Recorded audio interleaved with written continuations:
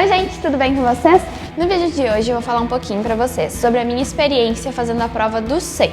Eu fiz a prova no ano passado e eu vou contar um pouquinho pra vocês como é que foi a minha experiência, como que eu fiz a prova e um pouquinho de tudo.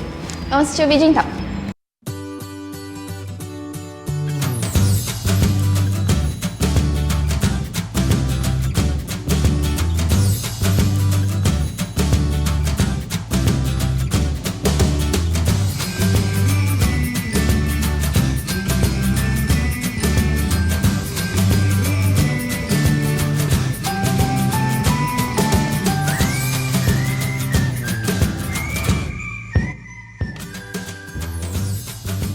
Então, eu cheguei no ano passado para cursar o CBC no meio do ano, naquela época que teve todo aquele boom de do nada eles pedirem certificado de espanhol e também quando eles pediram para fazer a inscrição presencial no CBC e para essa inscrição precisava do certificado de espanhol. Aí, quando eu fui fazer esse certificado de espanhol, a maneira mais barata que eu encontrei e mais rápida de fazer esse certificado foi pelo SEI, que é aplicado pelo Laboratório de Idiomas da própria UBA.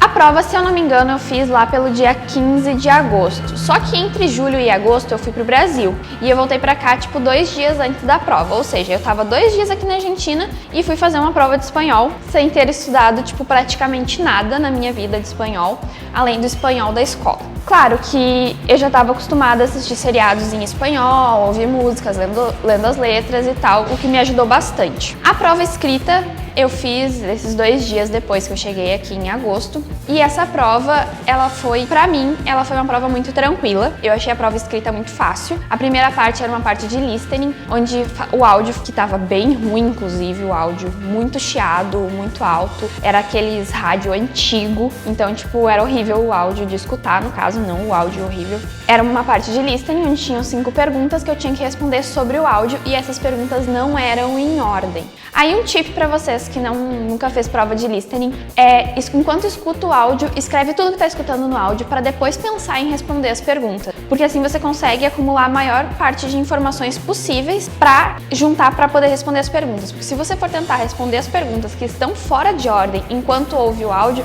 você vai perder muita coisa do áudio e provavelmente não vai conseguir responder aí nem a metade das perguntas. Depois, tinham 2 artigos científicos. Um, se eu não me engano, era sobre sapos que têm um gene que faz eles brilharem no escuro, que inclusive era uma coisa que eu já tinha lido antes, e um artigo sobre esporte, algo do tipo. Era um artigo bem confuso, mas eram perguntas de marcar sobre os artigos e eram, tipo assim, as perguntas tudo tinha no texto. Tipo assim, não era uma pergunta absurda, era o que tava na pergunta tinha exatamente escrito igual no texto. Aí depois, na outra parte da prova, que era, no caso, a parte de escrita, eles me pediram para escrever 2 e-mails. O primeiro e-mail, se eu não me engano, era porque eu era um funcionário público e eu queria receber as Olimpíadas, eu tinha que dizer por que eu queria que tivesse as Olimpíadas na Argentina, algo assim, tinha que escrever um e-mail para o prefeito. E o segundo e-mail, eu tinha que escrever para um professor justificando por que eu queria mais prazo para entregar meu trabalho, que eu não tinha terminado ainda. E aí, a resposta dessa prova escrita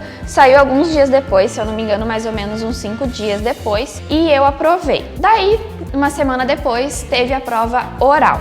Oh, prova legal! Essa prova oral, ela funciona da seguinte maneira. A primeira parte é uma entrevista e a segunda parte você lê um panfleto e fala sobre o panfleto. Eu acabei querendo contar muita história, eu fiquei muito nervosa.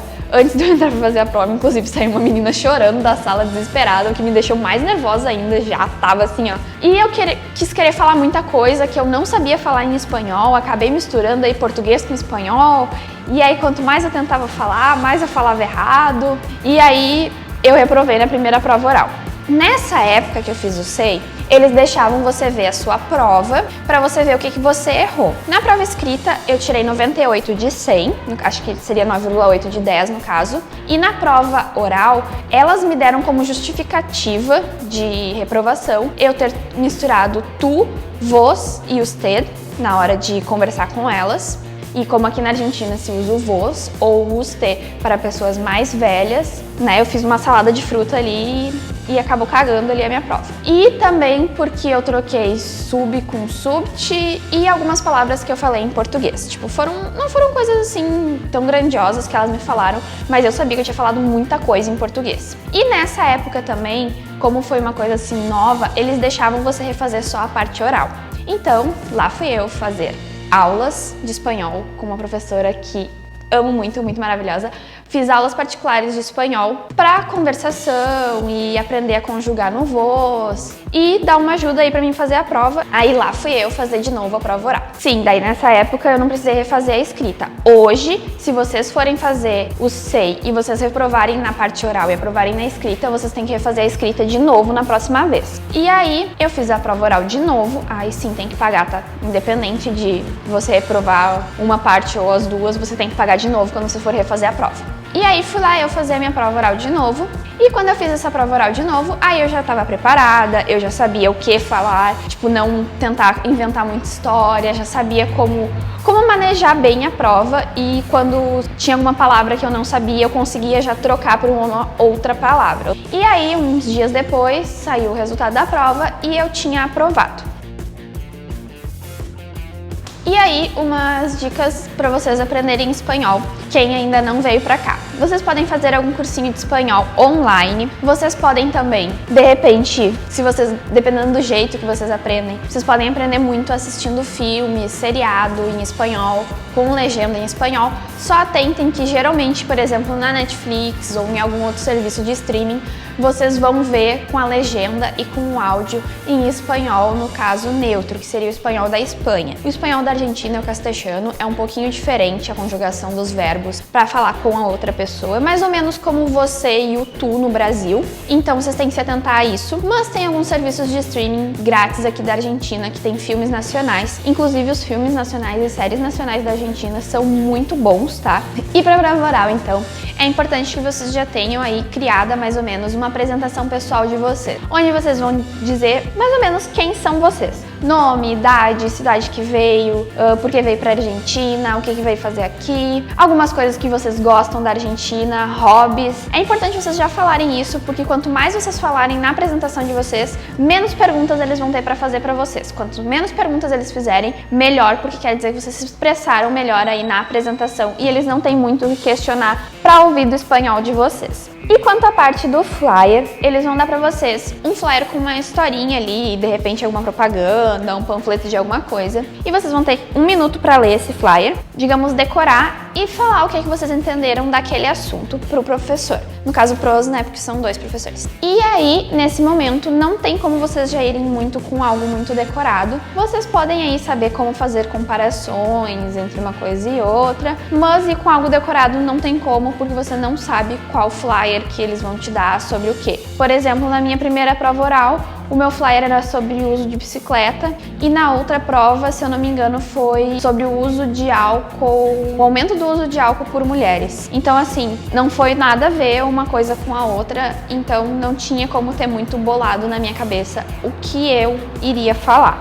Então, o que eu achei da prova no geral? Eu achei a prova escrita uma prova bem tranquila, pelo menos pra mim, com o que eu já tinha de conhecimento de espanhol. E quanto à parte da prova oral, eu achei ela um pouco mais difícil que a prova escrita, sim. Porque, por exemplo, se você não tá acostumado aí a falar em espanhol, você pode ficar um pouco nervoso. E também por ter 2 professores te avaliando na tua frente, você vê a expressão facial que eles fazem, se você acha que eles estão fazendo. E tem um professor que fica o tempo inteiro da prova anotando, você não sabe se ele tá anotando algo bom ou algo ruim. Mas, no geral, a prova não é algo muito difícil, muito impossível de ser feita. Porém, é importante estar muito bem estudado, lembrando que é uma prova de proeficiência, essa prova é válida internacionalmente. Então, sim, vocês precisam estudar e precisam saber o conteúdo para fazer a prova e aprovar. Vocês não podem ir achando que é uma simples provinha aí de espanhol, porque uma prova de proeficiência ela tem um peso muito maior do que uma prova de espanhol que vocês vão fazer em um cursinho. Porém, não é esse bicho de 7 cabeças todos que muita gente acha que é e acaba desistindo por conta disso. É só vocês estudarem aí uns 3, 4 meses, dependendo da dificuldade de vocês, estudarem bem o espanhol, que vocês conseguem aprovar sim.